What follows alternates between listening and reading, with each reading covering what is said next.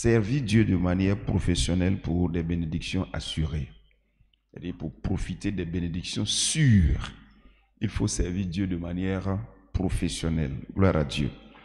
Donc on a depuis longtemps servi Dieu comme des amateurs, comme des gens qui n'avaient pas envie de servir Dieu, parce que nous nous sommes dit que le service du Seigneur est secondaire, alors que nous ne savions pas que c'est à cause de la chute que les choses en étaient ainsi.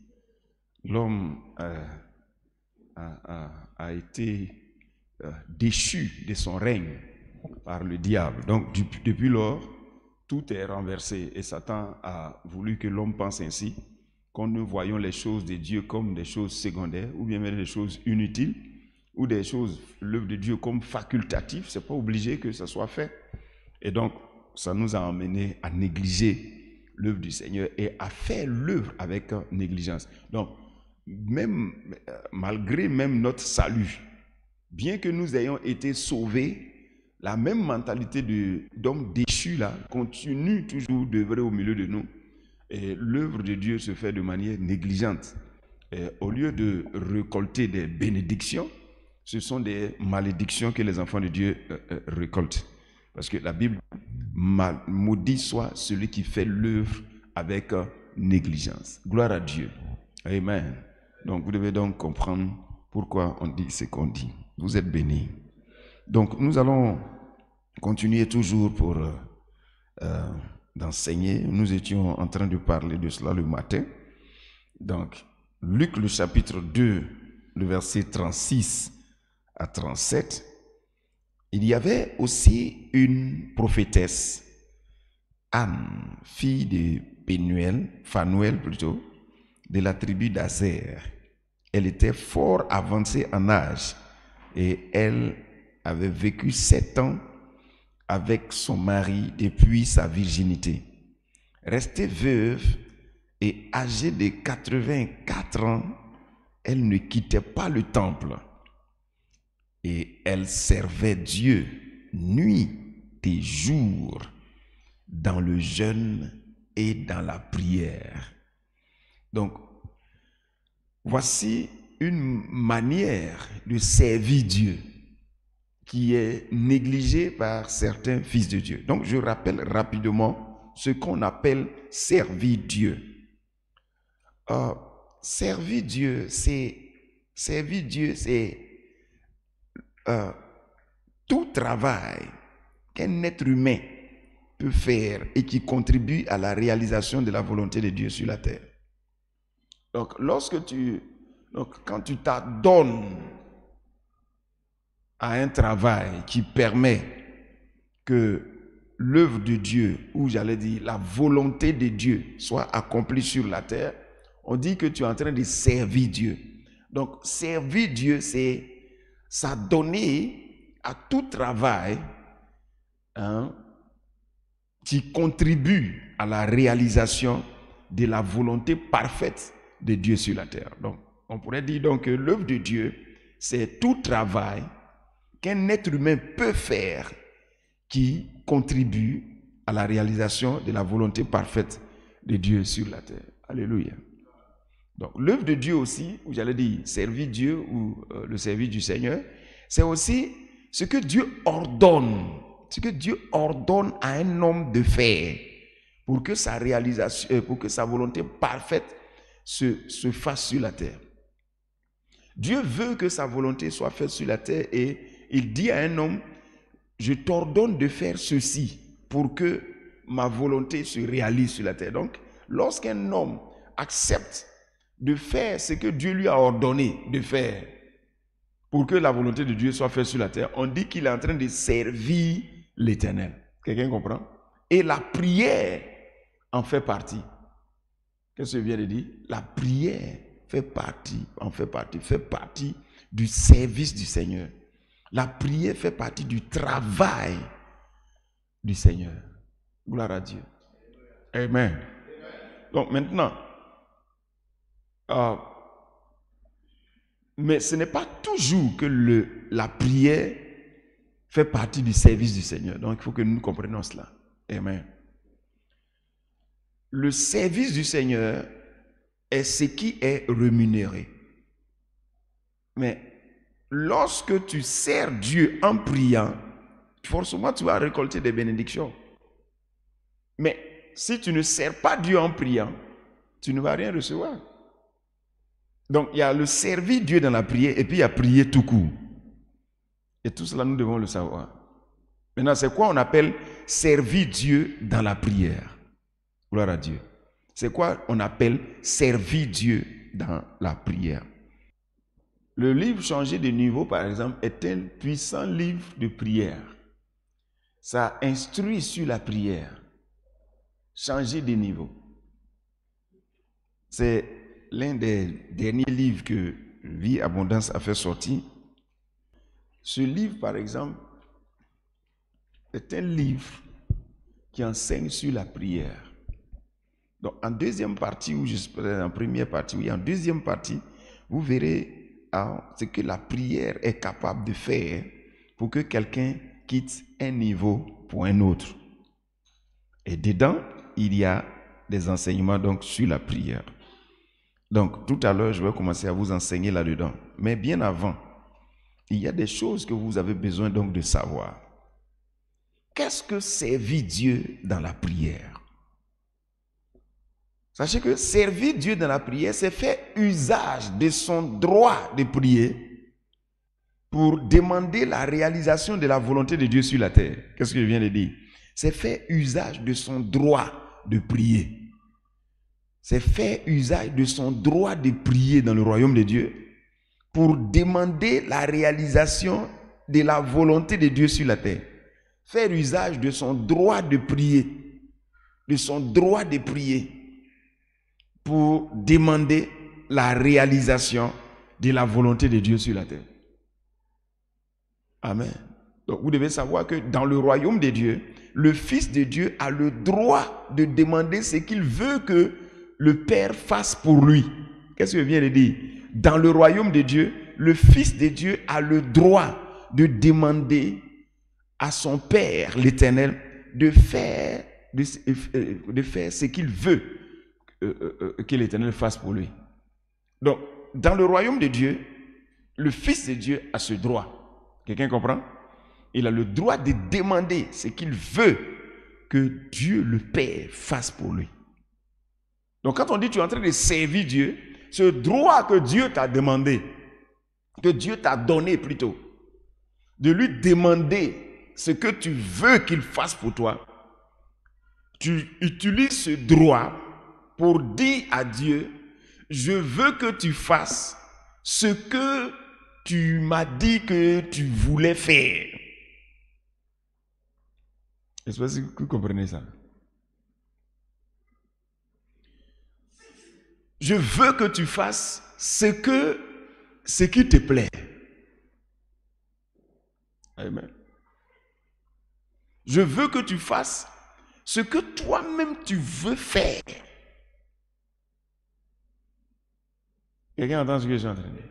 Et tu peux rentrer dans les détails si tu connais ce qu'il voulait faire. Est-ce qu'on appelle servir Dieu dans la prière? Jésus nous a montré ça dans Matthieu le chapitre 6 à partir du verset 9. Il dit, voici comment vous devez prier.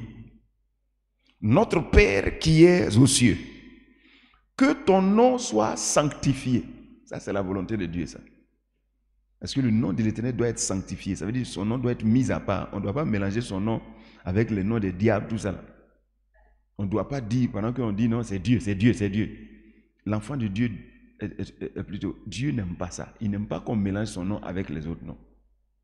Donc tu vois, le droit par exemple de prier, au lieu de demander des choses personnelles directement, qu'est-ce que Jésus dit? Jésus dit, voici comment vous devez prier. Et il dit, quand vous priez là, ce que Dieu veut là, c'est ce que vous devez dire. Que c'est comme ça que vous devez prier. Il est en train de leur montrer comment on sert Dieu dans la prière. Notre Père qui est dans les cieux, que ton nom soit sanctifié. La suite, que ton règne vienne. Dieu veut que son règne vienne sur la terre. Alors, c'est ce que l'enfant de Dieu dit à Dieu. Ensuite, que ta volonté soit faite sur la terre comme elle est faite au ciel. Sa volonté est déjà faite au ciel. Donc, c'est sur la terre que sa volonté n'est pas faite. Et donc, Dieu veut que sa volonté soit faite sur la terre. Donc, c'est l'enfant de Dieu qui lui dit, Seigneur, que ta volonté soit faite sur la terre comme elle est faite au ciel. On appelle ça servir Dieu dans la prière. Vous allez voir que les demandes viennent juste après. Donc, Jésus nous a prouvé qu'il faut servir d'abord dans la prière avant de prier pour toi-même. Il faut servir Dieu avec ta prière avant que ta prière ne te serve. Puisque juste après, vous voyez le verset suivant, affiché s'il vous plaît. Le verset 11 dit par exemple, donne-nous aujourd'hui, tu vois. Quand Jésus-Christ enseigne sur la prière, il ne dit pas, dites, notre Père qui est dans les cieux, donne-nous aujourd'hui. Non, non. Que ton règne vienne, que ta volonté soit faite sur la terre comme elle est faite au ciel. Tu vois? Que d'abord ton nom soit sanctifié, que ta volonté soit faite sur la terre comme elle est faite au ciel, que ton règne vienne, tu vois? Avant de dire, donne-moi. Quelqu'un entend ce que je suis en train de dire? Donne-moi n'est pas une mauvaise prière, mais donne-moi n'est pas servir Dieu dans la prière. Donne-moi mon pain quotidien. Ce n'est pas servir Dieu dans la prière. C'est une prière, mais ce n'est pas servir Dieu dans la prière. Servir Dieu dans la prière, c'est utiliser ton droit, le droit que Dieu t'a donné de t'adresser à lui, pour lui demander de faire ce que tu veux qu'il fasse. C'est de prendre ce droit-là pour demander les choses que Dieu lui-même il veut faire. C'est ce qu'on appelle servir Dieu dans la prière. Gloire à Dieu. Amen. Donc, comprenez cela. Donc, sachez donc que, comme je l'ai dit, dans le royaume de Dieu, le Fils de Dieu a le droit de demander ce qu'il veut que Dieu fasse pour lui. Donc, c'est ce droit-là que tu utilises pour demander que Dieu fasse sa volonté. Quelqu'un entend? Amen. Donc, quelques exemples de prière où Dieu accorde au Fils ou à l'être humain de demander ce qu'il veut. Ou est dans chaque fois que Jésus approche quelqu'un, il lui demande toujours, qu'est-ce que tu veux? Pourtant, il connaît le besoin de la personne. Mais pourquoi il agit ainsi? Parce que l'homme a un droit, le Fils de Dieu a un droit. Droit de lui demander ce qu'il veut qu'il fasse. Que veux-tu que je fasse? Dans Luc chapitre 18, verset 41, par exemple, il dit, que veux-tu que je te fasse? Et il répondit, Seigneur, que je recouvre la vue. Pourtant, c'est visible que ce monsieur a un problème de vue. C'est connu de tous. Mais pourquoi Jésus lui demande ça? Pourquoi Jésus ne se précipite pas pour lui? Parce que dans le royaume, l'être humain, le Fils de Dieu, a le droit de demander. Donc, il doit utiliser ce droit pour recevoir des choses de Dieu. Amen. Dans Matthieu chapitre 26, verset 53, Jésus était en train de dire à l'apôtre Pierre qui voulait le défendre contre la bande de Judas Iscariote, la bande de Judas Iscariote, ceux qui sont venus pour le prendre. Il dit, penses-tu que je ne puisse pas invoquer mon Père qui me donnerait à l'instant 12 légions d'anges? Tu ne crois-tu pas que je peux actuellement la demander à mon Père qui va intervenir sur le champ? Donc j'ai ce droit. Il a décidé de ne pas utiliser ce droit pour se défendre. Puisqu'il connaît sa mission divine. On se comprend? Amen. Donc, tant que vous ne comprenez pas ces choses, c'est pourquoi Matthieu chapitre 6, verset 33 est écrit. On dit, cherchez premièrement le royaume et la justice de Dieu, et le reste, et tout ce que vous voulez là, ça vous sera donné. Qu'est-ce que ça veut dire? Il faut connaître le royaume. C'est maîtrise la justice de Dieu, selon laquelle il règne sur son royaume. Si tu ne maîtrises pas ça, tu vas souffrir pour rien. Tu vas crier de gauche à droite, mais tu n'es pas exaucé et tu te demandes pourquoi. Amen. Gloire à Dieu. Donc, comprenez ceci. Dieu ne s'est pas donné le droit d'agir sur la terre sans que son fils ne lui donne la permission. Comprenez ça? Oh? Sinon, Satan va vous avoir. Il va dire, mais depuis que tu es là, pourquoi Dieu n'intervient pas? Avec ça, tu dis que Dieu est ton Dieu. Pourquoi il n'intervient pas? Et il va te chanter ça et effectivement, tu ne vas pas voir Dieu. Parce que Dieu ne s'est pas donné le droit d'intervenir dans les affaires des hommes tant que son fils, ou bien Dieu ne s'est pas donné le droit d'intervenir dans les affaires de son fils tant que ce dernier ne lui a pas accordé la permission. Est-ce que quelqu'un entend ce que je suis en train de dire? Dieu ne s'est pas donné, je reprends, Dieu ne s'est pas donné le droit d'agir sur la terre sans que son fils ne lui donne la permission. Donc quand vous êtes fils de Dieu, tant que vous n'avez pas ouvert la bouche pour donner la permission à Dieu d'intervenir dans votre affaire, il ne le fera pas. Et vous allez dire, mais je ne comprends pas, je ne comprends pas. Non, c'est pourquoi on vous demande de connaître le royaume de Dieu et de maîtriser la justice selon laquelle Dieu règne. Sinon, vous allez croire qu'il est mauvais, vous allez croire qu'il ne veut pas. Alors que c'est parce que vous ne maîtrisez pas. Et comme vous ne maîtrisez pas, vous n'interagissez pas avec. Il faut maîtriser. Il a décidé quoi? Il a décidé de comment il a décidé de régner sur toi. Il faut connaître. Connaître tes droits. Connaître aussi les devoirs de père. Donc Dieu ne s'est pas donné le droit d'agir sur la terre sans que son fils ne lui donne la permission. Amen. C'est comme ça. Alléluia. Même pour que le Fils de Dieu vienne sur la terre, est-ce que vous savez que c'est en réponse à une prière? Les enfants d'Israël ont fait une prière à Horeb. Plutôt, pas à Horeb, mais je veux dire, le jour où ils ont demandé à Dieu de leur parler directement. Ils ont commencé à mourir au milieu d'eux. Et ils ont dit à Moïse, toi-même, il faut aller t'adresser à Dieu là-bas.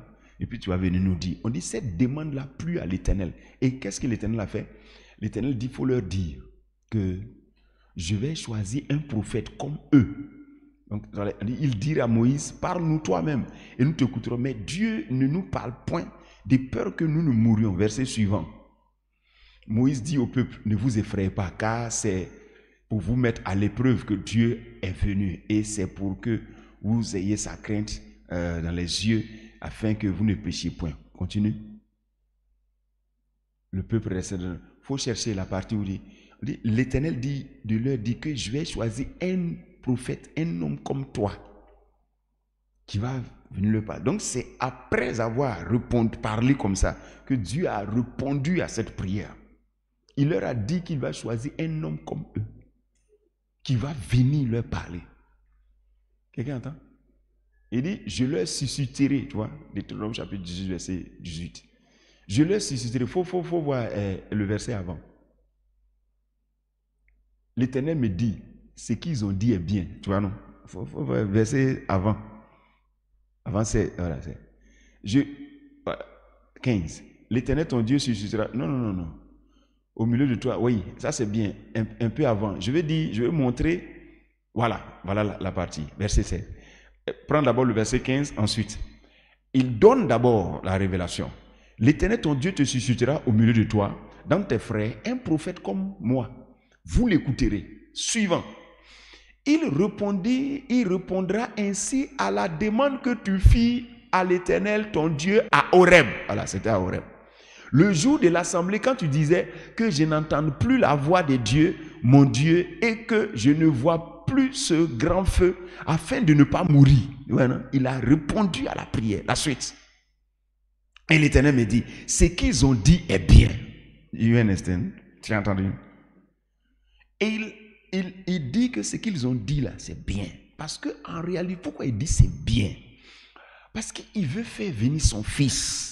Mais il ne peut pas faire venir son fils tant qu'une prière n'est pas quittée sur la terre qui lui donne le droit de faire entrer son fils dans le monde. Alors, ce jour-là, quand ils ont fait sortir la chose, il dit ce qu'ils ont dit est bien. Donc, Dieu peut avoir quelque chose dans son cœur pour toi. Et il te regarde. Et il te regarde. et il te regarde. Il prend un ange, il te soulève. L'ange là te fait tomber sur ton lit. Après, l'ange enlève drap sur toi. Après, l'ange vient allumer un feu dans toi. Tout ça, tu te lèves, tu t'assois. Il faut recommencer. L'Éternel me dit, ce qu'ils ont dit est bien. La suite.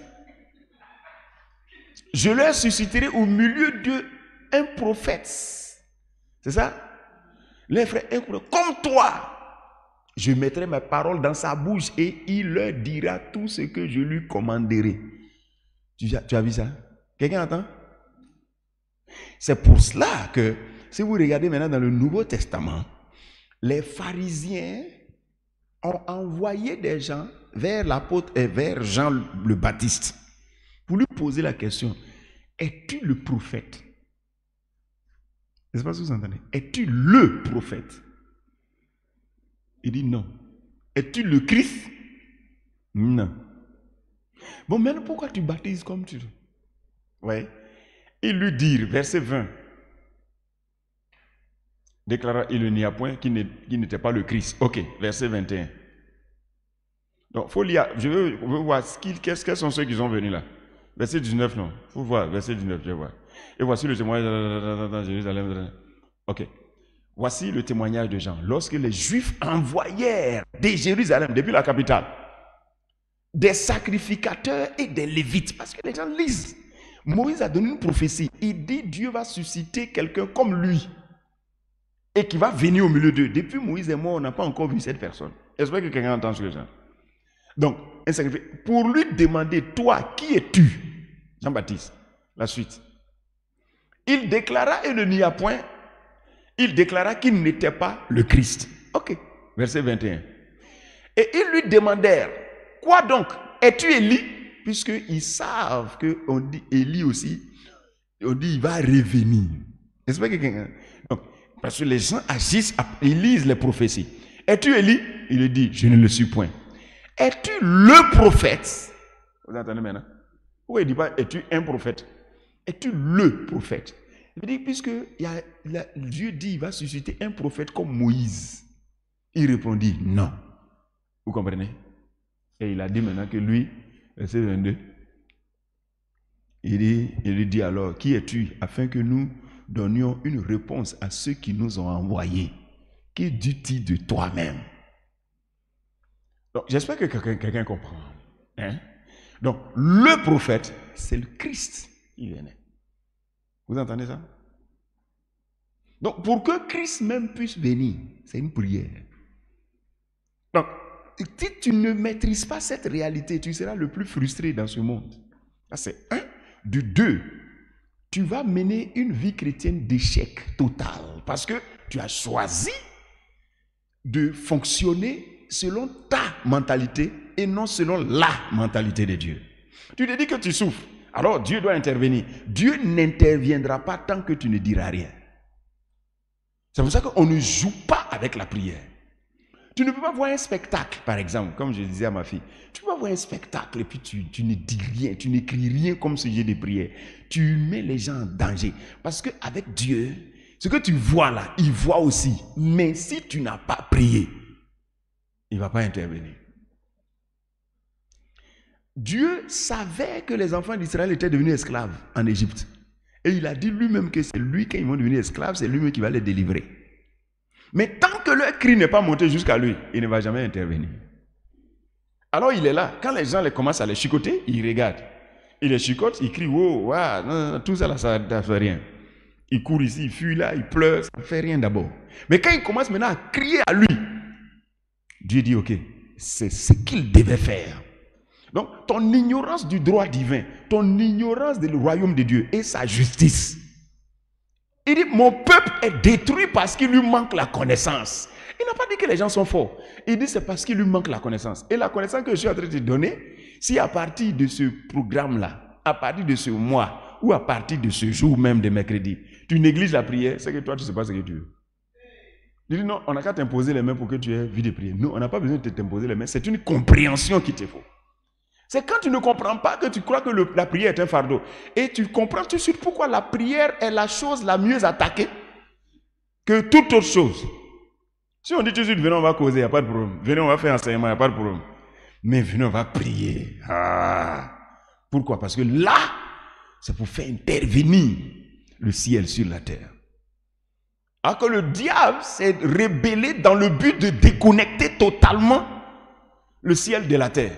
Déconnexion totale des fils de Dieu du trône. C'est la prière seule qui crée le contact de nouveau. Quelqu'un entend ce que je suis en train de dire? Raison pour laquelle un fils de Dieu ne doit pas plaisanter avec la prière. Amen. Amen. J'espère que je me fais comprendre. J'espère que quelqu'un est en train d'être délivré. Hein? Alléluia. Donc nous avons un droit. Nous avons donc le droit, et c'est ce droit que nous avons. Donc Dieu ne s'est pas donné le droit d'agir sur la terre sans que son fils ne lui donne la permission. Même pour le pardon des péchés. C'est le fils de Dieu qui doit lui demander de lui pardonner. Est-ce que tu entends tout ça? Quelqu'un entend? Tu regrettes ton péché, certes. Tu pleures, certes. Tu te dis à toi-même que tu ne vas pas faire. Tu dis à ta maman que tu ne vas pas faire. Tu dis à ton papa que tu ne vas pas faire. Donc, on peut dire que tu regrettes. Dieu attend que tu dises que tu veux qu'il te pardonne. Tu peux lui dire, je regrette. Il dit, ok, d'accord, tu regrettes, c'est bien. Mais tu n'ajoutes pas, pardonne-moi. Tu ne seras pas pardonné. C'est pour ça que la repentance et le pardon des péchés est prêché. Pour que tout le monde sache qu'il y a ce chapitre-là qui existe dans la justice divine. Pour qu'au cas où quelqu'un a péché, qu'il aille se repentir. C'est un problème de droit, ce n'est pas quelque chose d'émotion. Quelqu'un entend? Jean-Baptiste est venu vers Jésus-Christ. Et quand il a vu Jésus, à cause de la révélation qu'il avait sur Jésus, il a dit que c'est Jésus qui a le droit de le baptiser. Il ne peut pas baptiser Jésus, c'est Jésus qui doit le baptiser. Il dit non, faisons ce qui est juste. Tu entends le mot là? Ce qui est juste. Qu'est-ce que ça veut dire? Ça veut dire ce qui est conforme à la loi, conforme à ce qui est écrit. Faisons ce qui est juste. Ne faisons pas ce qui est émotionnel. Ne faisons pas ce qui est impressionnant. Faisons les choses selon le droit. Il est écrit que c'est toi qui me baptises. Est-ce que quelqu'un entend ce que je suis en train de dire? Donc, il ne faut pas te laisser emporter par tes émotions. Non. Quelqu'un entend ce que je suis en train de dire? Il est écrit que c'est toi qui me baptises. Donc, tu ne peux pas faire autre chose. Ça doit être conforme à ce qui est écrit là-haut. C'est clair. Donc, tu peux être, vraiment, moi, baptisé. Non, faisons ce qui est juste. Mais Jean s'y opposait en disant, c'est moi qui ai besoin d'être baptisé par toi. Et tu viens à moi. Tu entends ça? Jésus répondit, laisse faire maintenant, car il est convenable que nous accomplissions ainsi tout ce qui est juste. Et Jean ne lui résista plus. Donc c'est pourquoi lorsque tu te répands, quand tu te mets à genoux, Seigneur, je te demande pardon pour le péché que j'ai commis. Tu comprends? Souviens-toi du sang de ton fils Jésus que tu as versé pour la rémission de nos péchés et pardonne-moi. Que cette chose-là s'éloigne de moi. Que la malédiction qui est rattachée à ça s'éloigne de moi. Souviens-toi du sang de ton fils Jésus, s'il te plaît, Seigneur. Quand tu pries comme ça, il te pardonne. C'est levé. Tu comprends? Maintenant, même si ton cœur te brûle encore et que tu te sens toujours coupable, la chose, c'est que ça s'est éloigné de toi. C'est à toi de t'adapter maintenant à la vérité. Tu vas voir que Jean-Baptiste, après avoir fait ça, si ce n'est pas un homme spirituel, après avoir fait ça, il va se sentir dérangé. Tu vois, non? Quand il va voir Jésus, la colombe est descendue, il dit, oui, moi-même, on m'a baptisé, là, je n'ai jamais... Est-ce que tu entends? Hein? Il voit... il se dit que... ou bien il va appeler Jésus, pardon, il faut venir me baptiser maintenant. Non. Quelqu'un entend? On est beaucoup émotionnel au lieu d'être scripturaire. Alors que notre émotion devait être au service des Écritures. Ça ne veut pas dire que nous ne devons pas être émotionnels. L'émotion, c'est Dieu qui a créé. Il nous a créés comme ça. Maintenant, on doit mettre notre émotion au service de la parole de Dieu. J'espère que vous comprenez ce que je suis en train de dire. Ou bien vous ne comprenez pas? C'est-à-dire, tu es émotionnel. Mais Dieu dit, prends la parole, médite. Médite, médite. Ça va créer de l'émotion en toi. Amen. C'est comme aimer sa femme. On t'a dit d'aimer ta femme. Donc, qu'est-ce que tu fais? Tu réfléchis. Voilà, c'est comme ça qu'on fait. On réfléchit. Au départ, quand vous êtes croisés, peut-être dans les fiançailles, il n'y avait pas trop de réflexion. Voilà. Donc là, bon, écoute, tu la vois. Tata. Maintenant, après le mariage, maintenant que vous vous êtes connus, vous êtes peut-être trop habitués l'un à l'autre. Donc, du coup, tu vas te dire que mais elle est devenue ordinaire. Maintenant, on passe maintenant là à la réflexion. Parce que tu dois continuer, parce que tu dois obéir. Alors, qu'est-ce que tu fais? Voici ma femme. C'est le bonheur que Dieu m'a donné. C'est l'aide que Dieu m'a donnée. Donc, tu la regardes sous l'œil, dans l'angle de la parole de Dieu. Voici une aide. Voici celle que j'aime. Voici celle que... Donc, tu vois, ça c'est l'œil de la parole. Tu regardes maintenant dans l'œil de Dieu. Ton œil est maintenant devenu l'œil de Dieu. Donc, voici, c'est comme ça que Dieu la voit. Donc, toi, tu ne dois pas la voir comme c'est ma soeur. Non, ce n'est pas ta soeur. Quelqu'un entend ce que je suis en train de dire? Ce n'est pas ta soeur. Non, je suis indifférent. Tu n'es pas indifférent. Quand tu dis je suis indifférent, tu es en train de regarder dans l'œil du diable. Oui. Donc, tes émotions, tu les diriges dans la parole. Donc, quand tu médites comme ça, tu ressens quelque chose d'autre.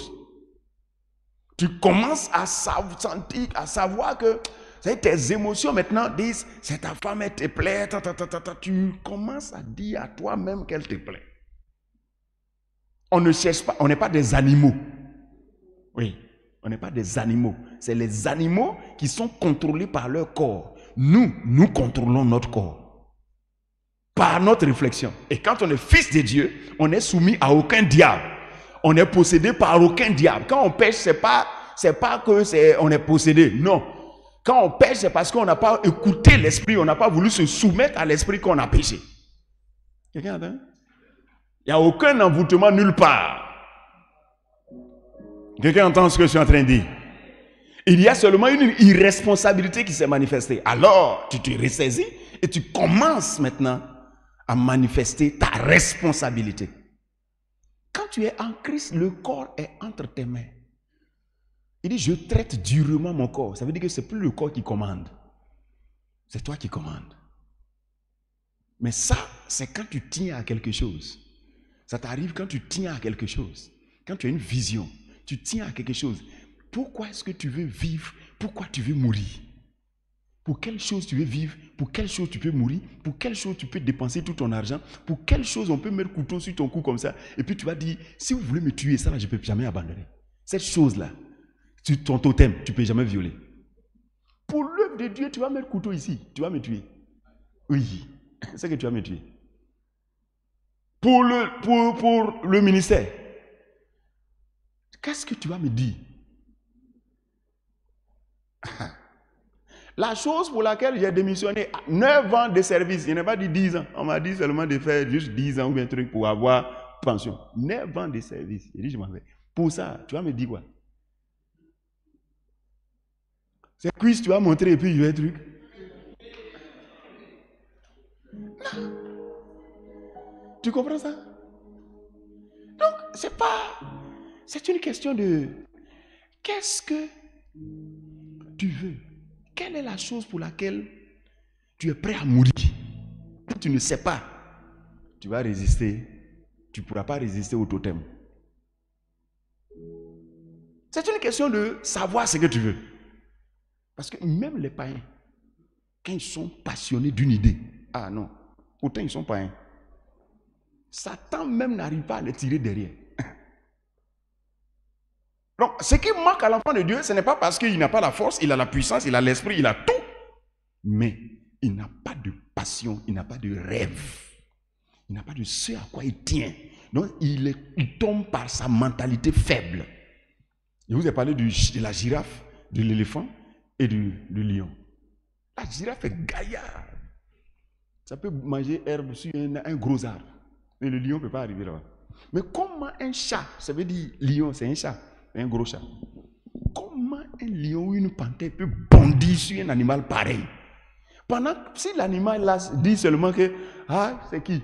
Simplement comme ça, son cou là, ça peut balancer l'autre là de l'autre côté. La girafe seulement pour faire comme ça, c'est tout ça, tue-le. Mais quel courage il a pour bondir comme ça, parce que pour lui, cette girafe c'est son repas, quelle que soit sa taille. Lui voit sa nourriture, alors que la girafe voit danger. La girafe voit, c'est danger. Pourtant, la girafe est plus forte que le lion. L'éléphant aussi, là, il est plus fort que le lion. Il peut écraser le lion comme ça, en un seul coup. Mais quand il voit le lion, il se dit que lui, là, il peut me tuer. Alors que c'est faux. Donc, le lion aussi, quand il voit l'éléphant, quelle que soit sa taille, il sait que le lion, c'est que nous, on sait, c'est que l'éléphant peut tuer le lion, n'est-ce pas? Mais dans la tête du lion, il n'y a pas ça. Lui, il se dit que c'est son repas qui est là. C'est la même chose quand on regarde le bœuf. Nous, les humains.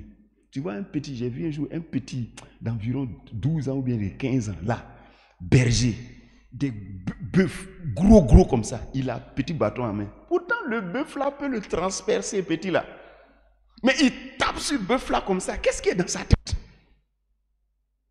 Dans sa tête, il est le berger. Et ça, ce sont des bœufs. C'est lui qui les commande. Quelle que soit leur taille, leur force, mais c'est lui qui les commande. Qu'est-ce que nous avons compris de la parole de Dieu? On nous a donné le pouvoir de marcher sur les serpents et les scorpions et sur toute la puissance de l'ennemi et rien ne pourra nous nuire. Normalement, celui qui doit être effrayé en nous voyant là, c'est le diable. Mais pourquoi nous sommes effrayés? Parce qu'on n'a pas pris cette parole pour mettre dans notre tête. Il est vrai que nous sommes plus forts que le diable. Mais est-ce que ça est dans notre tête? La Bible dit dans, comment il s'appelle, dans Romains, le chapitre 6, à partir du verset 14. Il y a des vérités, ça doit être dans ta tête. Car le péché n'aura point de pouvoir sur. Le jour où moi j'ai vu ce passage, j'ai dit, parce qu'avant, c'était dans ma tête. Je savais, mais comme je n'avais pas encore trouvé un passage biblique, puisque les gens disent non, tu sais, on ne sait jamais. Donc je me suis dit, peut-être. Mais le jour où j'ai découvert ça, j'ai dit, voilà. C'est plus jamais je vais permettre à quelqu'un de me dire des bêtises. Pour dire non, tu sais, on ne sait jamais. Oui, on ne sait jamais, mais la Bible dit, le péché n'aura point de pouvoir sur vous. Le péché n'aura point de pouvoir. Donc je suis un homme sur qui le péché n'a pas de pouvoir et le péché n'aura pas de pouvoir. Je suis quel genre d'homme? Je suis un homme sur lequel le péché n'a pas de pouvoir et le péché n'aura point de pouvoir. Avec même la tentation, Dieu prévoit des choses pour que j'en sorte. Alors, quel est mon problème? Je vais m'inquiéter pourquoi? Je me vois comme ça. Maintenant, ceux qui n'arrivent pas à lire, ceux qui n'arrivent pas à lire les choses, ils appellent ça, il est trop imbu de sa personne. Non, c'est parce que je prie ce que Dieu m'a dit que je suis. Si tu veux jouer les faibles, il faut jouer les faibles. C'est une question de mentalité. On se comprend? C'est pour ça qu'il est préférable d'être dirigé par un lion que d'être dirigé par un mouton. Un troupeau dirigé. Un troupeau de moutons dirigé par un lion peut vaincre un troupeau de lions dirigé par un mouton. Ainsi, il va communiquer sa mentalité là aujourd'hui. Tu fais quoi avec toutes les vérités bibliques? Comment tu te vois comme un faible? C'est pour ça que tu tombes. Et si tu te vois comme un fort, tu ne tomberas pas. Quelqu'un comprend? Donc après le mariage là, au début c'est émotion, peut-être. Quand tu as fini de marier, il y a réflexion maintenant qui doit provoquer des émotions. Quelqu'un entend ce que je suis en train de dire? Réflexion qui doit provoquer émotion. Si Dieu dit que l'homme ne sépare pas ce que Dieu a joint, est-ce que tu n'es pas tenté par séparer ce que Dieu a joint? Non? Tu n'as pas de tentation de t'éloigner de ce que Dieu a joint? Le diable te tente partout. Mais c'est à toi de dire que non, ça. Alors tu crées des occasions pour être là. Tu te connectes toi-même pour dire à Satan, ce n'est pas toi qui dirige, c'est moi. Tu te connectes toi-même. Tu es toujours... c'est toi-même qui dois toi-même qui te colle à ta femme. C'est toi-même qui dois communiquer avec ta femme. C'est toi-même qui dois... C'est comme ça. Maintenant, tu veux que le monde fasse ça pour toi? Qui es-tu? Quelqu'un entend ce que je suis en train de dire? Non, moi, non, tu t'amuses. C'est ta responsabilité. Asseyez-vous dans la présence de Dieu. Ça, ce sont des parenthèses.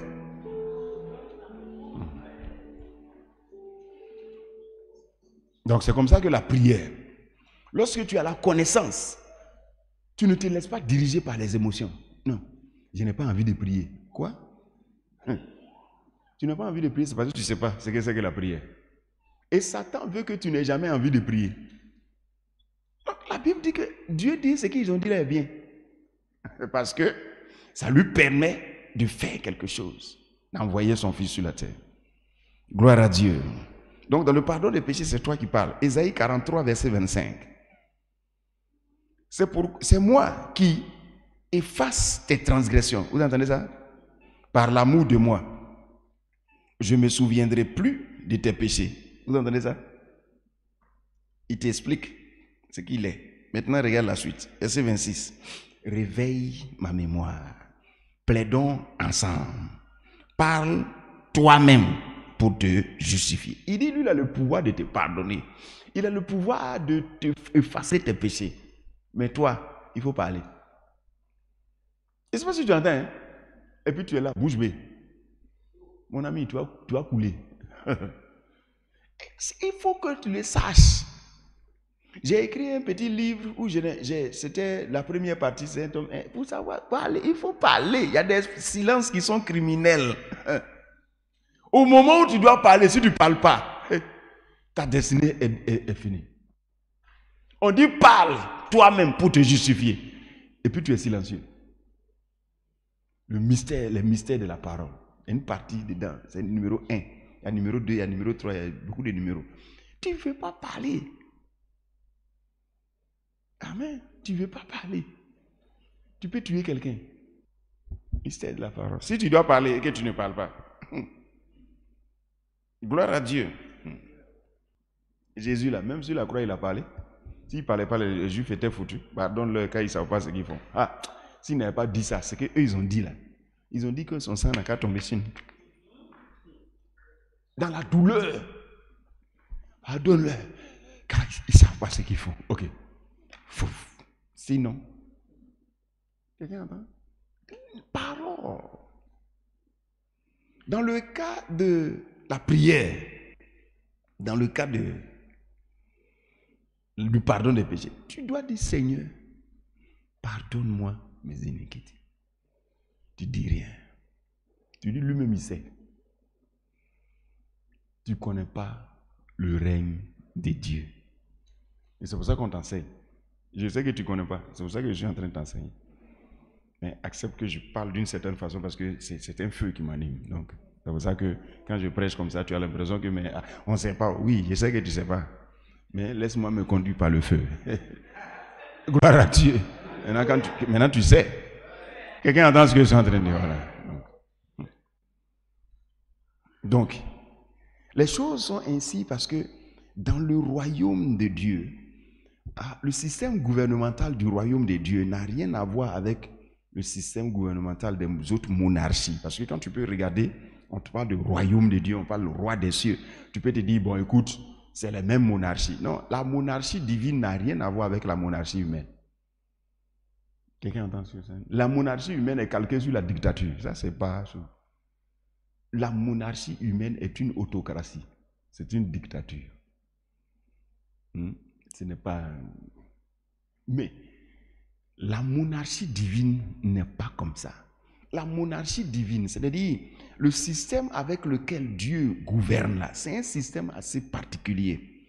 Jusqu'à présent, j'essaie de trouver un nom pour donner à ce régime de gouvernement. Gloire à Dieu. Donc Dieu règne. Dans le règne de Dieu, c'est qu'il règne avec son Fils. C'est pour ça que Dieu est trinitaire. Si vous regardez par exemple, quand on dit Dieu est trinitaire, 3 en 1, il règne avec son Fils. Il y a Dieu le Père, il y a le Fils. Donc, il règne avec son Fils. Quelqu'un comprend ce que je suis en train de dire? Il règne. Donc, quand on parle de divinité, la divinité qui règne dans la création est une divinité trinitaire. Dieu règne avec son Fils à travers son esprit qu'on appelle le Saint-Esprit. Voilà la Trinité, aussi simplement. Dieu règne avec son Fils à travers le Saint-Esprit. On est d'accord? Maintenant, regarde ceci. C'est que l'être humain est la reproduction de son Fils. On se comprend? Donc, Dieu règne avec son Fils, dont l'être humain est la reproduction. Maintenant, imagine.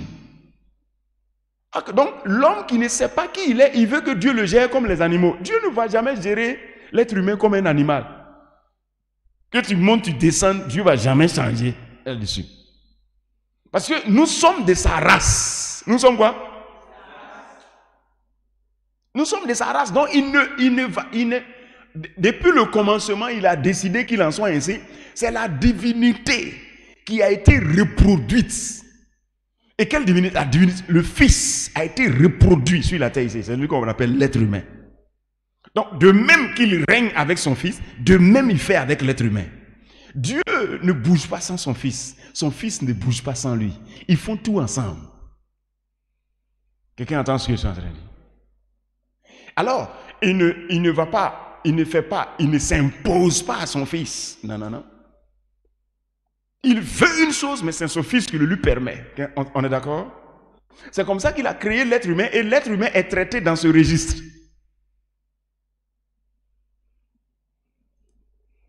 Actes chapitre 17, verset 29. Ainsi donc, étant de la race de Dieu, nous ne devons pas croire que la divinité soit semblable à de l'or, à de l'argent ou à une pierre sculptée par l'art et l'industrie de l'homme. Nous sommes de la race de Dieu. Race de Dieu. Vous entendez ce que je suis en train de dire? Parce que nous sommes la reproduction de son Fils. Donc, après la chute de l'homme, l'être humain a perdu sa nature. Il a perdu la nature divine. Vous voyez? Il a perdu sa position en Dieu. On est d'accord avec, non? Mais malgré cela, la loi n'a pas changé. Il a perdu sa nature divine, c'est-à-dire la présence de Dieu avec lui ou en lui par le Saint-Esprit. Donc il a perdu sa connexion avec Dieu. Il a perdu la nature divine. Mais malgré ça, la loi de gestion de Dieu envers lui, ça n'a pas changé. Quelqu'un entend ce que je suis en train de dire? Alléluia. Donc Dieu ne va pas s'imposer à lui. Non. Et Dieu le regarde. C'est justement cette beauté, ou bien c'est cette position de l'être humain là qui a donné beaucoup de... Parce que quand Lucifer observe, il dit, mais c'est pas possible. Si je prends le contrôle de ce gars, je peux couper d'avec Dieu. Je n'ai qu'à les pousser seulement à ne pas prier, c'est tout. Et aucune volonté de Dieu ne sera faite sur la terre. Aussi simplement. J'espère que vous entendez. Hein? Puisque tant qu'un être humain n'a pas dit à Dieu, viens, Dieu ne viendra pas. Alors, si Lucifer a réussi à le commander pour lui dire, ne demande pas à Dieu, Dieu ne viendra jamais. Et lui sera roi sur la terre pour l'éternité. Et c'est pas si vous entendez ce que je suis en train de dire. Vous comprenez ça? C'est pour ça que quand tu ne pries pas, tu pêches un péché qu'on peut traiter comme un crime contre l'humanité et contre la divinité. Quand tu ne pries pas, tu participes pleinement à la rébellion satanique. Quand tu refuses de prier, tu participes à la rébellion satanique. Quand tu ne pries pas en servant Dieu, tu participes encore à la rébellion satanique. C'est pour ça qu'il dit, adultère que vous êtes. Quand vous demandez les choses personnelles. Il dit, ah, donc moi, je vous donne le droit de prier, vous priez pour les choses. Quelqu'un entend ce que je suis en train de dire? À partir d'aujourd'hui, ta vie de prière est réveillée. Que cette parole-là pousse des racines en toi et que ça donne des fruits. Et que ta vie change. Ta vie de prière change. Assieds-toi dans la présence de Dieu. Donc, après la chute, comme je l'ai dit, la loi n'a pas changé. Donc, rien du monde spirituel ne peut se mêler des choses de la terre sans qu'un être humain ne le demande. Qu'est-ce que j'ai dit? Rien du monde spirituel ne peut se mêler des choses de la terre sans que un être humain ne le demande. Alléluia. Donc, c'est pourquoi Satan abuse de ce droit que l'être humain a. Pour faire quoi? Satan abuse de ce droit en faisant quoi? pour régner. Comment il fait? Il se fait prier. Donc il trompe l'être humain. Là, quelqu'un s'en va au bord de l'eau. Et Nyamien, c'est pas Nyamien qui est dans l'eau, c'est Satan qui est dans l'eau. Allez, viens. Donc, Satan vient à la maison. Il prend un caillou, il dépose. Ah, Nyamien. Satan rentre dans sa maison. C'est comme ça que Satan a fait pour transporter tous les diables qui étaient au séjour des morts et il les a fait rentrer ici sur la terre. Par la prière des hommes. Donc le droit de faire intervenir le monde spirituel, c'était plus à Dieu que c'est adressé, c'est maintenant au diable que c'est adressé. Les gens s'abaissent pour montrer leur derrière d'en haut. C'est pour appeler les diables. Et toi, l'enfant de Dieu, les gens sont en train de faire ça. Et toi, tu es couché, tu te dis, quoi? Tu comprends? Il faut prier. Et c'est grave. Parce que quand ça devient comme ça, alors là, non. Si au moins les gens sont arrêtés, on peut comprendre. Mais quand c'est comme ça, c'est gâté.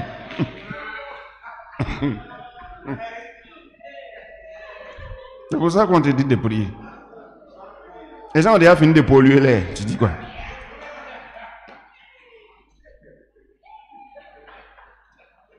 Alléluia. Donc il faut comprendre que c'est toi qui dois dire à Dieu, viens. Et puis viens. Jésus l'a dit clairement, quand vous priez. Donc comprenez qu'avec la chute, Satan en a profité pour rentrer sur la terre. Comment? Il a trompé Adam, ça c'est la première chose. Mais et les autres diables qui sont là-bas, à qui il a promis toute la terre, qui vont venir partager la terre ici. Il pousse les gens à adorer. Les premiers adorateurs ont fait rentrer les premiers. Les deuxièmes adorateurs, ainsi de suite. Jusqu'à aujourd'hui, les gens prient toujours. Donc c'est comme si Satan est en contact direct avec le monde par la prière des hommes. On se comprend? Par l'adoration des hommes, il rentre sur la terre quand il veut.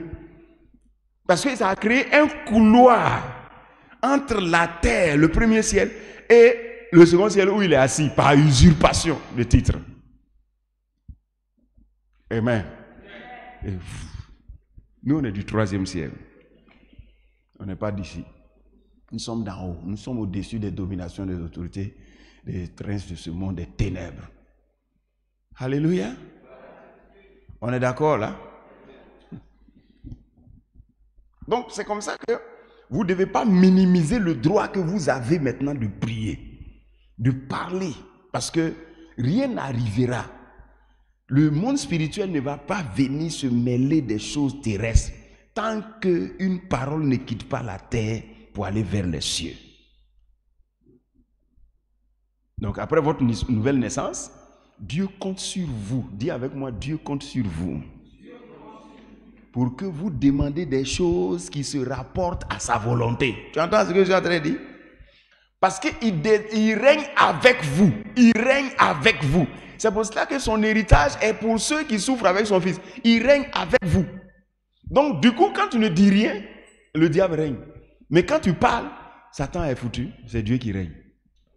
C'est pour cela que chacun de nous doit être capable de comprendre qu'il a la responsabilité de permettre à ce que la gloire de Dieu, que le règne de Dieu vienne sur la terre.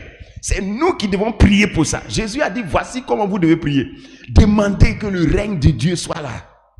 C'est nous qui devons demander tout ce que Dieu peut faire là. C'est nous qui devons demander pour que ça soit réalisé sur la terre. C'est ce qu'on appelle servir Dieu par la prière. Je prends mon droit de demander des choses spirituelles, parce que l'homme est le seul être physico-spirituel, s'il te plaît. C'est le seul être hybride, si on veut parler. C'est le seul être physico-spirituel. Les esprits, les anges là, ils sont spirituels. Dieu est spirituel. Esprit. L'être humain est le seul être spirituel, en même temps physique. Donc c'est lui qui raccorde les deux mondes. C'est par lui que les deux mondes peuvent se réconcilier. Le monde physique et le monde spirituel sont ensemble là, par l'être humain. Il opère ici, mais en même temps, il peut opérer dans le monde spirituel. Donc, tout le monde spirituel compte sur lui pour se manifester sur la terre. Donc, quand on l'a créé sur la terre, c'est pour que le monde spirituel de Dieu fonctionne sur la terre. Maintenant, après la déconnexion, lui, il transporte maintenant le monde des ténèbres dans son monde. Quelqu'un maintenant comprend? Donc après ton salut, tu dois être énervé. Parce que par tes incantations et tes danses mondaines, tes danses ridicules que tu as dansées dans le monde là, tu as fait descendre des diables sur la terre. Oui. Les danses, c'est des adorations. Je vais demander à vos parents de m'envoyer vos photos où vous étiez en train de danser. De danser ces danses-là. S'ils avaient des vidéos même, s'ils pouvaient m'envoyer. Des danses que vous dansiez là-bas. Tout ça. Des diables sont rentrés sur la terre. Vous avez fait rentrer les diables. On dit maintenant de les faire sortir. Vous dites que vous ne priez pas. Gloire à Dieu. Des danses qui n'ont pas de sens. Des danses où les gens...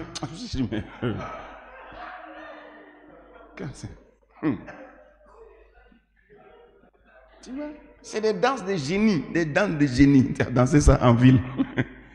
Des danses de la brousse. Les gens ont fait ça dans la brousse. Et puis un génie a fait sortir. Et puis il l'a envoyé en ville. Et tu as dansé ça. Oui, mais c'est comme ça. C'est les esprits. Ils dansent ça. Et toi, tu viens dans la journée là, tu danses ça. Les danses des ténèbres. Venez à ça ici. Et que toi, tu es mapouka serré. Vous tous qui avez dansé les danses, les mapouka là, pour vous là, c'est-à-dire aujourd'hui, c'est-à-dire que toi, on dit aujourd'hui c'est un jour de jeûne, toi c'est 3 jours.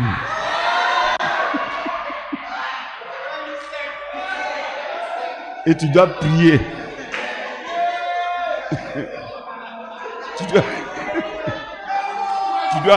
tu dois prier. Tous les démons que tu as fait rentrer là, tu dois les faire sortir.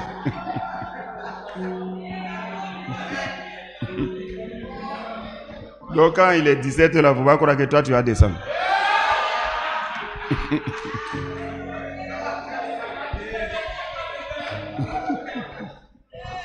Alléluia.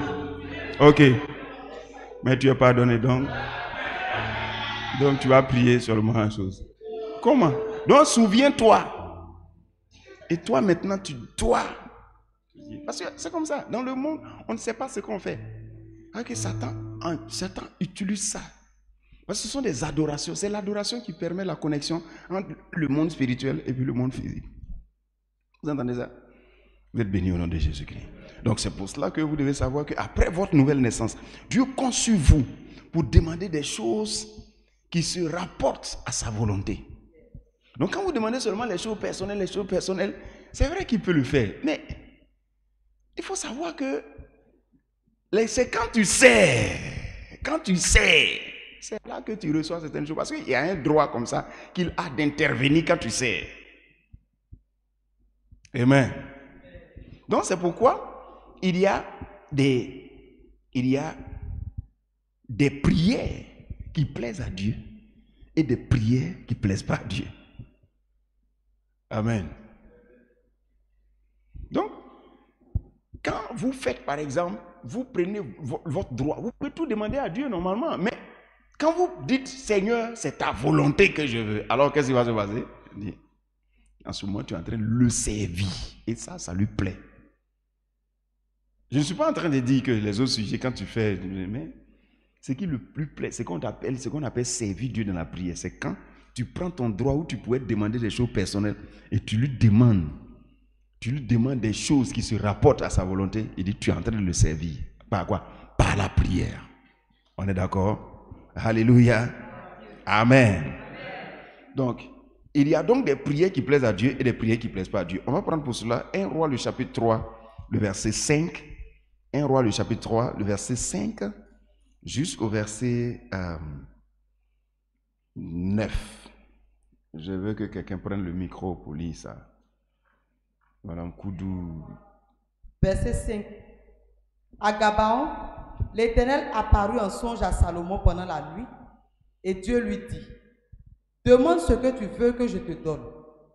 Salomon répondit, Tu as traité avec une grande bienveillance ton serviteur David, mon père. Il faut aller directement au verset 9. Au verset 9. Donc reprends, lis le verset 5 et le verset 9. D'accord, papa. À Gabaon, l'Éternel apparut en songe à Salomon pendant la nuit et Dieu lui dit, demande ce que tu veux que je te donne. Le verset 9. Accorde donc à ton serviteur un cœur intelligent pour juger ton peuple, pour discerner le bien du mal, car qui pourrait juger ton peuple, ce peuple si nombreux? Cette demande de Salomon plut au Seigneur. Tu entends ça? Cette demande de Salomon plut au Seigneur. Lis. Le verset 11. Et Dieu lui dit, puisque c'est là ce que tu demandes, puisque c'est là ce que tu demandes, puisque tu ne demandes pour toi ni une longue tu vie, ne demandes pour toi ni une longue vie, ni les richesses, ni la mort de tes ennemis, et que tu demandes l'intelligence. Ça veut dire qu'il avait la possibilité de demander tout ça. Mais il veut servir l'Éternel parce que Dieu veut que son peuple soit dirigé avec intelligence. Alors, il a ça dans son cœur et il se demande si celui-là va demander ça. C'est pas ce que tu entends, hein? Il ne peut pas lui donner l'intelligence comme ça parce qu'il est le roi. Il faut qu'il demande. Et il n'a pas demandé longue vie, la mort de ses ennemis, tout ça. Ce qu'il a demandé, c'est quoi? De l'intelligence pour exercer la justice. Et Dieu lui dit quoi? Voici, j'agirai selon ta parole. Non, reprends. Et Dieu lui dit, puisque c'est là ce que tu demandes, puisque tu ne demandes pour toi ni une longue vie, ni les richesses, ni la mort de tes ennemis, et que tu demandes de l'intelligence pour exercer la justice. Le verset 12, voici, j'agirai selon ta parole. J'agirai selon ta parole et je te donnerai un cœur sage et l'intelligence, oui, de telle sorte qu'il n'y aura eu personne avant toi, oui, et qu'on ne verra jamais personne de semblable à toi. Tu comprends? Dieu va lui donner ce qu'il demande. Maintenant, Dieu profite en même temps de ça pour exagérer. Parce qu'il est en train de servir. Le reste que tu vas voir là, c'est récompense de service. Premier, réponse à la prière. Deuxième, récompense de service dans la prière. Vas-y. Le verset 13. Je te donnerai en outre ce que tu n'as pas demandé. Mais pourquoi on peut donner ce qu'on n'a pas demandé? Ça c'est récompense du service dans la prière. Je ne sais pas si tu entends ce que je suis en train de dire. Ça, c'est récompense de service. Ça, ce n'est pas réponse à prière. La réponse à la prière, ça, c'est ce qui précède. Lis le verset 12. Le verset 12. Voici. J'agirai selon ta parole. J'agirai selon ta parole. Je te donnerai un cœur sage. Je te donnerai un cœur sage et intelligent. De telle sorte qu'il n'y aura eu personne avant toi, oui, et qu'on ne verra jamais personne de semblable à toi. Ça, c'est réponse à la prière. Ça peut y aller? Ça, l'autre chose là, pourquoi on donne? Pendant qu'il n'a pas demandé. Ça, c'est salaire. Ça, c'est les retombées de son service. Quel service? Dans la prière. Il a pris son droit de demander longue vie pour aller demander que la volonté de Dieu se fasse. La volonté de Dieu, c'est que Dieu veut toujours qu'un roi soit sage et intelligent. Dès qu'il demande ça, ce qu'il n'a pas demandé, c'est ce qu'on lui donne. C'est pour ça que quand vous servez Dieu dans la prière, il y a des choses que vous n'avez jamais demandé à Dieu. Vous vous posez la question, mais ça c'est quoi? Pourtant, je n'ai jamais demandé ça. Hein. Parce qu'il regarde dans ton cœur. Parce qu'il a dit, fais de l'Éternel tes délices. Il te donnera ce que ton cœur désire. Quelqu'un entend ce que je suis en train de dire? Servir Dieu dans la prière, c'est ce qui fait les surprises avec l'Éternel. L'Éternel m'a surpris. Je n'ai même pas demandé ça là. Et puis paf. Est-ce qu'Anne a demandé 7 enfants? Elle a demandé 1. Elle a dit quoi? Ce que tu vas me donner, je vais te donner pour qu'il serve. On a dit ok. Est-ce qu'elle a demandé 7? On lui a donné 7. Je ne sais pas si tu entends ça. Ça c'est salaire. Ça c'est pas réponse de prière. On prie, donne-moi, donne-moi, donne-moi. On ne reçoit pas parce qu'on demande mal. Je pense que ta vie de prière va changer. Tu ne verras plus la prière comme un fardeau. C'est pour ça que quand tu ne pries pas, tu es un rebelle. Et quand tu ne sers pas Dieu dans la prière, tu es un rebelle parce que tu participes à la rébellion satanique. Tu empêches Dieu de se manifester sur la terre parce que pourtant toi tu as le droit.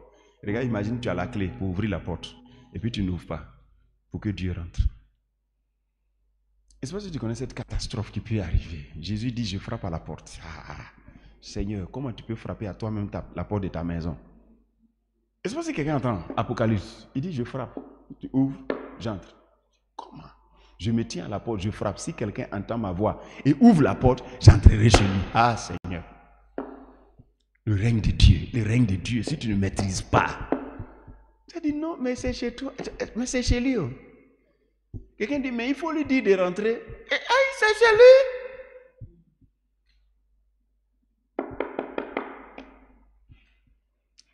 C'est le Seigneur qui frappe à la porte. Hein? Non, il ne faut pas t'occuper, c'est chez lui, il n'a pas besoin de taper. Qui t'a dit? Il faut maîtriser sa manière de faire. Oui, c'est moi, le Seigneur. Il faut entrer. Ok. C'est pour ça qu'il ne faut pas croire que Dieu va venir bourrer ton cœur à sa parole parce que tu es en train de dormir. Non. Si tu ne cherches pas, si tu n'aimes pas, toi-même tu ne cherches pas sa parole, ça va venir vers toi. On dit quoi? Désirer comme des nouveaux-nés. Désirer comme un nouveau-né. Si tu n'as pas désiré la fille de... Si elle n'a pas pleuré, tu sais, sa femme là, sa fille est assise au travail. Sa femme et sa maman est au travail. Elle désire, donc elle crie. Et puis allez.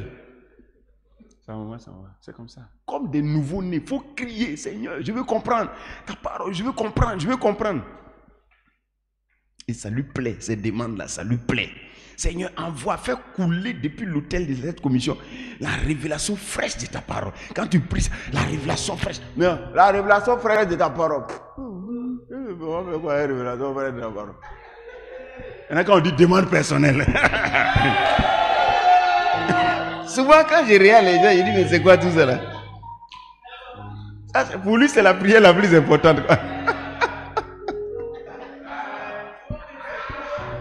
Oui.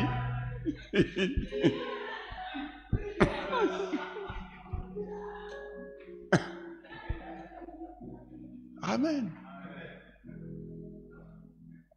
C'est par là qu'on sert Dieu. Dieu béni. Jacques le chapitre 4 verset 3. Vous demandez, vous ne recevez pas parce que vous demandez mal. Vous entendez? Vous demandez, vous ne recevez pas parce que vous demandez mal. Dans le but de satisfaire vos passions. Et qu'est-ce que la suite dit? Adultère que vous êtes. Vous entendez? Ne savez-vous pas comment tu demandes, tu ne reçois pas? En fait, parce que tu demandes pour tes passions. Alors Dieu s'est dit, ok, moi je ne t'ai pas fait naître de nouveau pour ça. Je t'ai fait naître de nouveau pour que tu me serves par la prière. Qu'est-ce que tu es en train de faire? C'est pour ça que la vie de plusieurs sont misérables, parce qu'ils n'ont pas encore eu la récompense du service de la prière. Quand tu sers dans la prière, ce que tu reçois, ce sont des surprises, des cadeaux que Dieu te donne que tu n'as même pas demandé. Il y a des gens, tout ce qu'ils ont, c'est ce qu'ils ont demandé. Mais il y a d'autres qui ont en même temps ce qu'ils ont demandé et en même temps ce qu'ils n'ont pas demandé. Ça, c'est ceux-là qui servent Dieu dans la prière. On se comprend? Gloire à Dieu. Alléluia. Donc, 1 Jean chapitre 5, verset 14. C'est pourquoi je dis toujours aux gens, si tu traverses une situation, il faut servir Dieu. Il est préférable, il faut servir Dieu. Tu vas voir des choses se régler sans que tu n'aies même pensé à ça. Tu es béni. Lise rapidement, madame. Nous avons auprès de lui cette assurance que si nous demandons quelque chose selon sa volonté, il nous écoute. Gloire à Dieu. Qu'est-ce qui fait que la prière est si importante? Qu'est-ce qui rend la prière si importante? Je l'ai déjà dit. La prière est le seul moyen de communication avec le monde spirituel. Donc, tu comprends? Donc, le royaume des cieux attend que tu pries pour qu'il intervienne sur la terre. Donc, tu es comme un agent des cieux sur la terre. Alors, tu peux servir le royaume. Le royaume des cieux est puissant. Les anges sont puissants. Dieu est puissant pour agir. Mais par manque de prière, on ne voit pas la puissance de Dieu sur la terre. Parce que on voudrait qu'il intervienne comme ça. Amen. Tu dois faire quelque chose, tu ne lui as même pas expliqué. Tu l'avais pas dit. Maintenant, sur le chant, tu dis qu'il n'a qu'à intervenir. Ça ne fait pas partie de son programme. Amen. Tu es maintenant devant la situation, tu dis qu'il n'a qu'à intervenir. Mais comment? C'est pour cela que Dieu nous demande de prier. C'est pour ça que les anges viennent nous réveiller pour prier. C'est pour ça que le Saint-Esprit nous parle à l'oreille pour qu'on prie. Et quand on commence à prier, le Saint-Esprit intercède avec nous par des soupirs inexprimables, n'est-ce pas? Et surtout quand on prie en langue. Tu dis rien. Tu dors, tu te réveilles, tu te tires. Tu crois que le monde est naturel. Le monde est spirituel. Tout ce que tu vois là, les gens ont déjà fait venir des satans contre toi. Ils t'ont haï dans leur cœur. Ils te souhaitent malheur tous les jours. Tu comprends? Quelqu'un qui te souhaite malheur tous les jours, il veut que malheur t'arrive. Maintenant, tu te dis, bon, donc il fait intervenir les démons. Amen. Il fait intervenir les démons. Quand il s'en va dans le bois de nuit, il danse là. Il danse, il danse, il danse. Il a tellement dansé, le diable dit, ok, je vais exaucer sa prière. Oui. Je ne sais pas si tu entends, hein? Parce qu'il a tout copié sur Dieu. Il va dire que lui n'est jamais allé chez le féticheur pour t'attaquer. Mais bon, le démon là vient d'où? Le démon là a pris la haine qui est dans son cœur là pour venir contre toi. Parce qu'il a tellement dansé pour le diable dans une boîte de nuit. Maintenant, toi à l'église, tu ne danses même pas pour que Dieu regarde dans ton cœur pour faire quelque chose. Amen. C'est comme la vengeance. La vengeance, Dieu dit il avait mis un jour de vengeance dans son cœur. Maintenant, toi, tu n'as jamais prié pour que Dieu te venge de tes ennemis. Bon. Comprenez ça? C'est clair? Amen. Amen.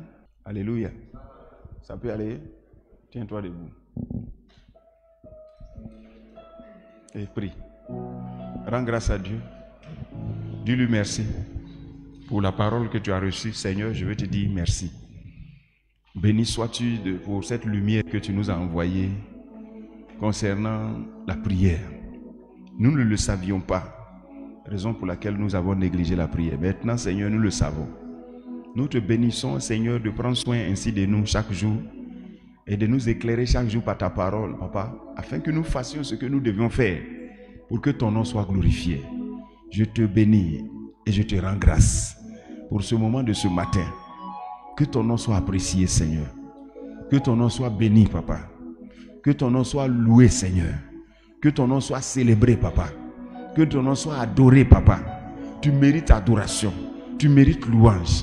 Tu mérites célébration. Seigneur, que ton nom soit béni. Que toute la terre te loue. Que toute la terre te célèbre. Que toute la terre te glorifie. Que toute la terre te magnifie. Seigneur, je te remercie.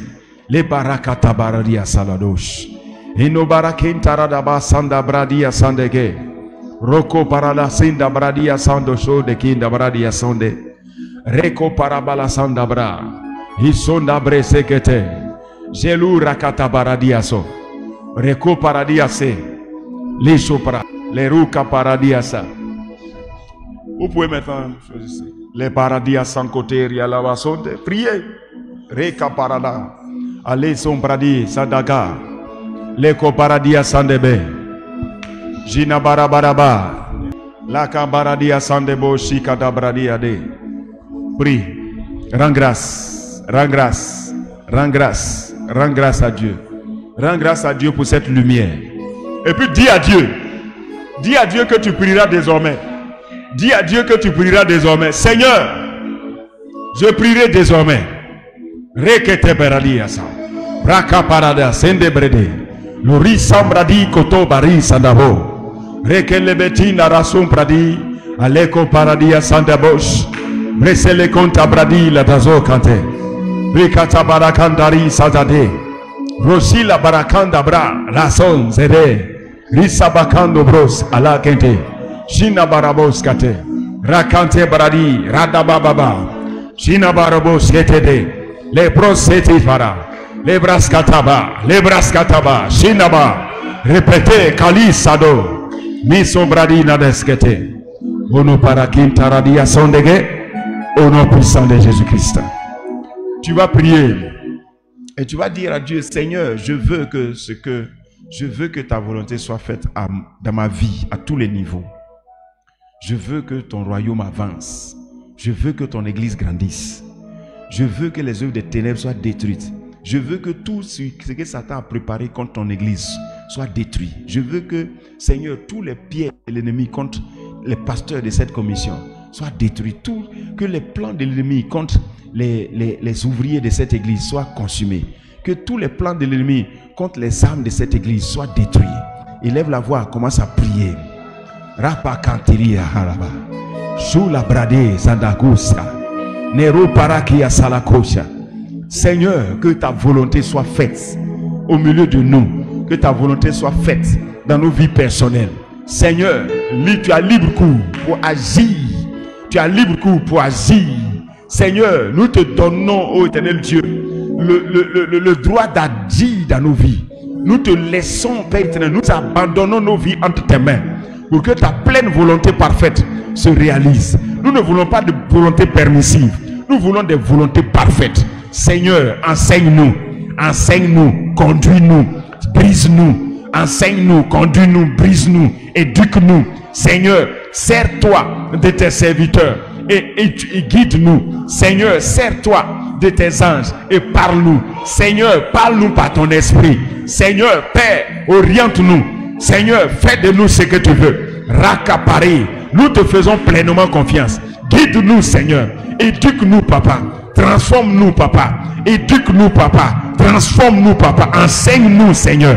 Seigneur, Père, fais de nous ce que tu veux. Nous t'en donnons ce droit. Nous te donnons la liberté d'agir ainsi dans nos vies. Seigneur, ne t'empêche pas d'agir dans nos vies. Ne te retiens pas en nous éduquant. Ne te retiens pas en nous corrigeant. Ne te retiens pas en nous ramenant sur la voie. Ne te retiens pas, Seigneur. La parakatabra. Nous te laissons totalement, Père éternel Dieu, la liberté de faire de nous ce que tu veux, Papa. Nous sommes tes enfants, nous sommes tes serviteurs. Nous acceptons, Seigneur, que tu agisses pour nous. Seigneur, entends nos voix. Nous te demandons cela de manière consciente, parce que nous utilisons ce droit pour te dire, Seigneur, viens et agis au milieu de nous. Nous te disons, viens et agis au milieu de nous. Nous te disons, viens et agis au milieu de nous. Seigneur, Père, protège cette église contre ses ennemis. Détruis nos ennemis. Seigneur, mets fin, ô éternel Dieu, à tout ce que Satan pourrait essayer de faire contre les âmes de cette église, contre les membres de cette église, contre les ouvriers de cette église. Seigneur, je te remercie. Béni sois-tu, Père, pour tout ce que tu fais. Reko parada kansaba. Chataria salores. Libradi santados kataria. Le korabaratia sadede. Rusente bradi katalos. Le paracantadi salakos. Prase kateria lasa. Rosso pakatara. Le bredi santadoska. Reko paradi. Les osikra. Les osikra. Rasumpa. Braditaluska. Bradutaluska. Paracanta. Eneberebiskati. Reso paradia sada. Anabaria sandokres. Liso pratakasila sas. Lilo sakrapadia sas. Ashura kaparakata. Ashura barakata. Lembredi sadada. Sintepe. Rokampara. Mesolika. Brelo sintate. Au nom puissant de Jésus-Christ, nous avons prié. Quelqu'un dit Amen. Raison pour laquelle, lorsque vous priez et que Dieu vous demande de prier en langue, pourquoi? Parce que vous devez beaucoup prier en langue. Pourquoi? Parce que vous ne savez pas souvent ce qu'il faut demander. Alors c'est pour ça qu'on prie en langue. Pour que l'Esprit intercède par des soupirs inexprimables. Vous êtes bénis.